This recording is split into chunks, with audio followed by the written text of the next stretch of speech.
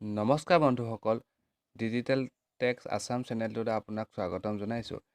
আজি এই ভিডিঅ'টোৰ জৰিয়তে অসম চৰকাৰৰ দ্বাৰা COVID-19ৰ কাৰণে যিটো এপ লঞ্চ কৰিছিল সেই এপছটোৰ বিষয়ে আপোনালোকক জনাম। এই এপছটোৰ নাম হৈছে কবা আছাম। এই এপটোৰ জৰিয়তে আপোনালোকে COVID-19ৰ সকলো তথ্য পাব অসম চৰকাৰৰ পৰা। এই এপটোৰ জৰিয়তে আপুনি কেনেকৈ ই-পাছ আৰু কেনেধৰণে ডনেশ্যন কৰিব পাৰিব, কেনেধৰণে ভলণ্টিয়াৰ কাৰণে এপ্লাই কৰিব পাৰিব, এই সকলোবিলাক আপোনাক জনাম। আহক আমি ভিডিঅ'টো ষ্টাৰ্ট কৰোঁ। তাৰ আগতে আমাৰ চেনেলৰ ইন্ট্ৰটো লগাই লওঁ।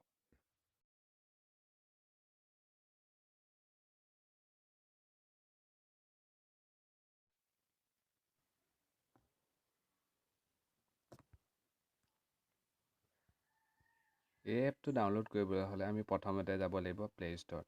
প্লে ষ্ট'ৰত গৈ পিনি আমি কবা আছাম টাইপ কৰিব লাগিব। কবা আছাম টাইপ কৰাৰ লগালগ আপোনালোকে দেখিব যিটো ফাৰ্ষ্ট এপ্লিকেশ্যন আহিছে, সেই এপ্লিকেশ্যনটো আপোনালোকে ডাউনলোড কৰি ল'ব। ডাউনলোড হৈ যোৱাৰ পিছত আপোনালোকে দেখিছে এপটো ইনষ্টলিং হৈ আছে। ইনষ্টল হোৱাৰ পাছত আমি এপটো অ'পেন কৰিম। অ'পেন কৰাৰ পাছত এনেকুৱা ধৰণৰ ইণ্টাৰফেচ এখন আপোনালোকে দেখিবলৈ পাব। তাত আপোনালোকে দেখিছে যে আছাম কৰোণা ভাইৰাছৰ সকলো আপডেট আহি গৈছে। কোনখন ডিষ্ট্ৰিক্টত কিমানজন পজিটিভ পেচেণ্ট আছে সকলোবোৰ এপছটোৰ জৰিয়তে দেখিব পাৰিছে। আৰু লাইভ আপোনালোকে বহুতো কথা এই এপছটোৰ জৰিয়তে জানিব পাৰিম। আৰু ওপৰত তিনিডাল বাৰ আমি ক্লিক কৰিলে দেখা পাম যে তাত আপোনালোকে দেখিবলৈ পাইছে donate CM PM relief Assam covid portal apply for lockdown e-pass join as volunteer donate CM PM ফাৰ্মত যদি আমি ক্লিক কৰোঁ তেতিয়া আপোনালোকে দেখিবলৈ পাইছে Assam Arogya Nidhi CM relief fund PM relief fund, ইয়াৰ পৰাও আপোনালোকে ডাইৰেক্ট ডনেশ্যন কৰিব পাৰে।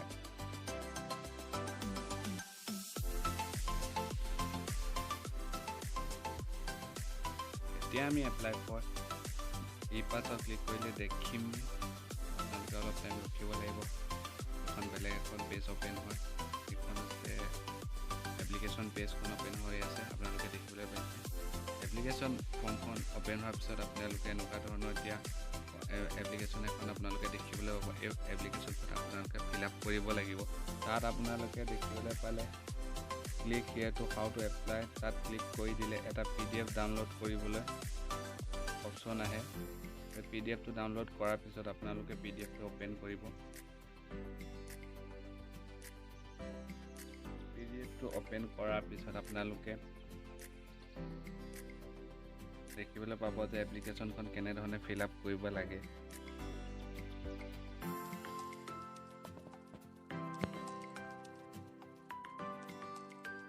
তাত আপোনাৰ নাম, ঠিকনা, ঘৰ আৰু ফুল এড্ৰেছ আপোনালোকে ক'ত কি কাম কৰে সেইবোৰ আদি ফৰ্মখন ফিল আপ কৰিব লাগে।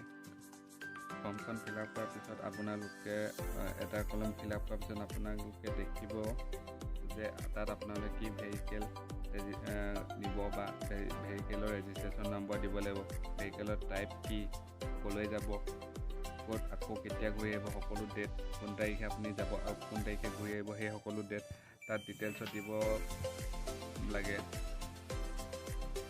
ডিটেইলছত দিয়াৰ পিছত আপোনালোকে তলত আপোনালোকে দেখিবলৈ পাব ছাবমিট বুলি অপশ্যন এটা আছে, তাত আপোনালোকে ছাবমিট কৰিব লাগিব।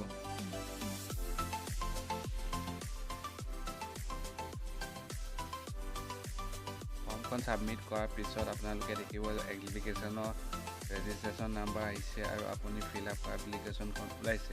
এপ্লিকেশ্যনখনত যদি কিবা ভুল আছে তাত আপোনালোকে এডিট বুলি এটা অপশ্যন দেখিবলৈ পাব। সেই এডিট অপশ্যনত গৈ আপোনালোকে যদি কিবা ভুল আপোনালোকে সেইবোৰ কাৰেক্ট কৰিব পাৰিব।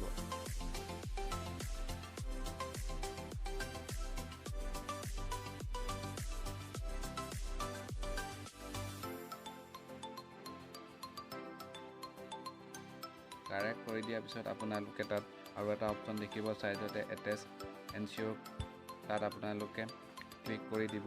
ক্লিক কৰি দিয়াৰ পিছত আপোনালোকে ডকুমেণ্টছ দিব লাগিব।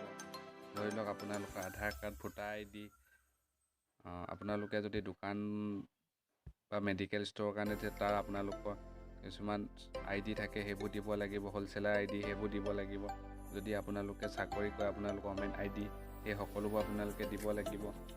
আৰু পাৰ্চনেল IDও দিব লাগিব আপোনালোকে। আৰু কোনে ইছ্যু কৰিছে সেইটোও দিব লাগিব, আৰু কোন তাৰিখে ইছ্যু কৰিছে সেইটোও দিব লাগিব। সকলো ডিটেইলছ দিয়াৰ পিছত আপোনালোকে ছেভ এনচিঅ'ৰ ক্লিক কৰি দিব। তাৰপিছত আপোনালোকে এনচিঅ'ৰ লিষ্টখন আহি যাব। তাত আপোনালোকে যিবোৰ ডকুমেণ্টছ দিছে সেই সকলোবোৰ আপোনালোকৰ আহি যাব। তাৰপিছত আপোনালোকে কনফাৰ্ম ছাবমিট ক্লিক কৰিব লাগিব।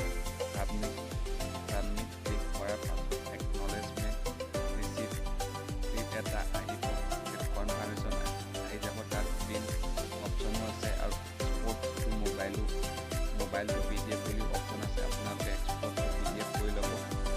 PDF কৰি ল'লে আপোনালোকৰ মোবাইলতে সেই ডকুমেণ্টছখিনি থাকিব, আৰু পিছত আপোনালোকে PDF প্ৰিণ্ট আউট যোগেদি প্ৰিণ্ট আউট কৰি ল'ব পাৰিব। তাৰ তলত আপোনালোকে এটা URL লিখা পাব।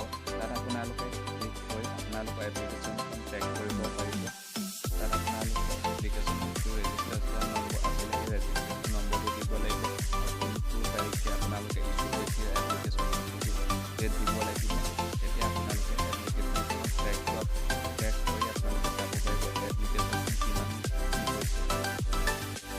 আৰু কি হৈছে, আৰু সেয়া আপোনালোকৰ পিছত আপোনালোকৰ ৰেজিষ্ট্ৰেশ্যন দিয়া